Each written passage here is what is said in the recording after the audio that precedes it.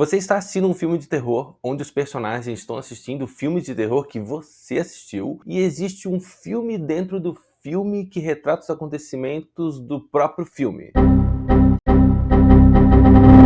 Conseguiu entender? Bom, se você ficou que nem um meme da Nazaré Tedesco, relaxa que eu já vou te explicar. Prepara a pipoca e apague as luzes, porque está começando mais um clube do cinema do Universo Pânico.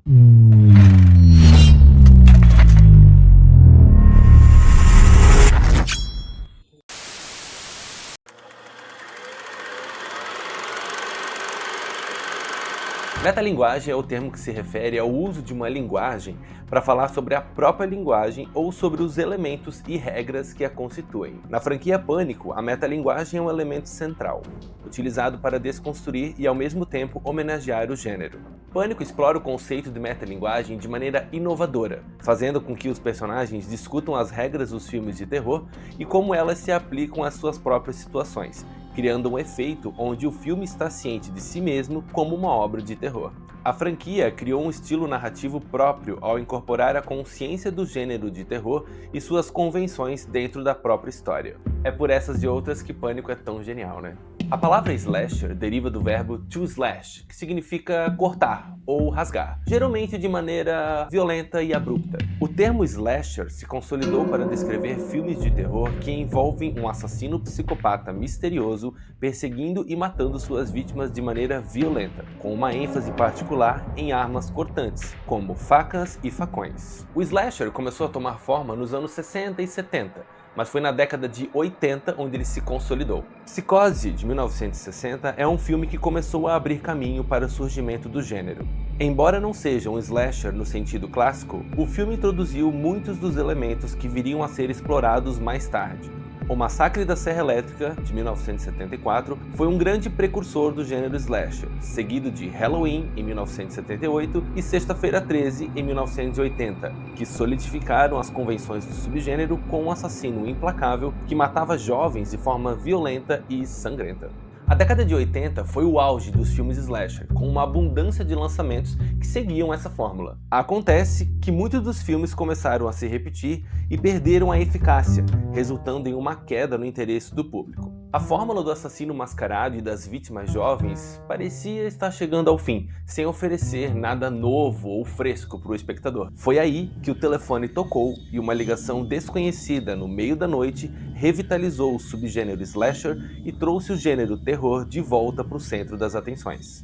Você sabe de quem eu estou falando. Pânico deu origem a uma nova era no gênero, que ficou conhecida como terror pós-moderno, e caracteriza-se pela autoconsciência e pela habilidade de subverter as expectativas do público, ao mesmo tempo em que faz referência aos próprios filmes de terror e suas convenções. Agora, soma a perspicácia da metalinguagem, a fórmula do slasher e o mistério a ser desvendado. Meta Slasher Whodunit. O termo whodunit, do inglês Who Done It, que significa quem fez, refere-se ao mistério em torno da resolução de um crime, normalmente um assassinato, desencadeando um procedimento investigativo acerca da identidade verdadeira do responsável pelo crime. Esses três elementos combinados brincam com as regras e clichês do gênero slasher, apresentam um assassino que mata de forma brutal e colocam em destaque a questão do mistério e da identidade do assassino. Na literatura, o whodunit é bastante utilizado em romances policiais, nas obras de Edgar Allan Poe e Agatha Christie,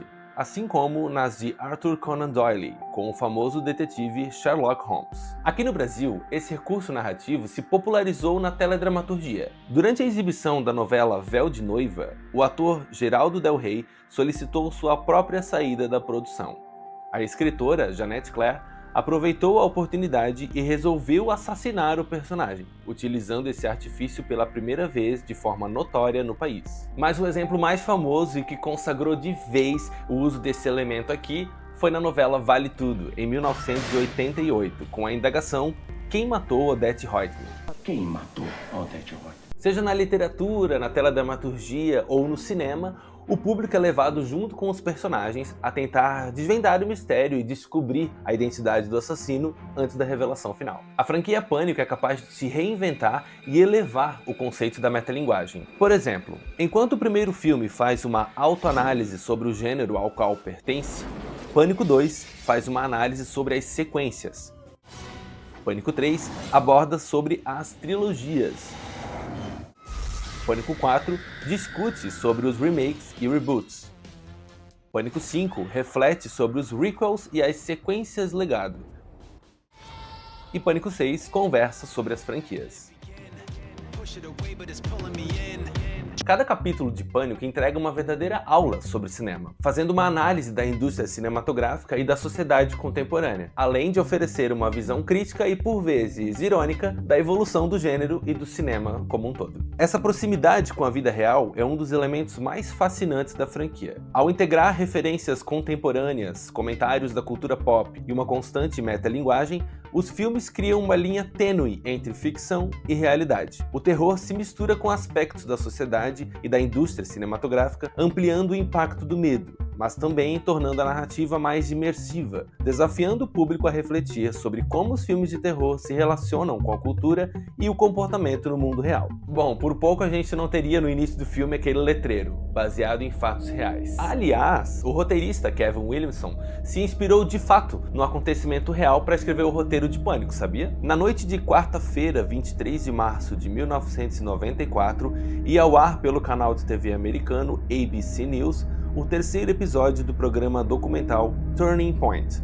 Intitulado de Gainesville, o preço do assassinato, o episódio foi apresentado por Barbara Walters e detalhava as atrocidades cometidas pelo assassino em série conhecido como O Estripador de Gainesville. E adivinha quem que estava assistindo esse programa? Kevin Williamson. O então novato roteirista, impactado com o caso desse serial killer, teve a inspiração certa e começou a escrever o roteiro de um filme de terror. A história se passaria na cidade fictícia de Woodsboro e começa com uma garota sozinha em casa que recebe um telefonema anônimo e ameaçador. Bom, o resto é história. Originalmente intitulado de Scary Movie, ou Filme Assustador, o roteiro foi comprado no ano seguinte pela Miramax para a nova produção do estúdio, sob o selo da subsidiária Dimension Films. Renomeado para Scream, do inglês Grito, o filme teve a direção do mestre do suspense Wes Craven. No Brasil, o filme recebeu o título de Pânico. Não ironicamente, alguns anos mais tarde, o mesmo estúdio produziu um filme que parodiava filmes de terror, incluindo esse, principalmente, e decidiu dar o título de Scary Movie, reaproveitando o título original descartado. Por aqui, o filme foi intitulado de Todo Mundo em Pânico. Aliás, essa foi uma tendência na época aqui no Brasil, na adaptação de títulos de filmes de terror, onde eles colocavam Pânico no título para aproveitar o fenômeno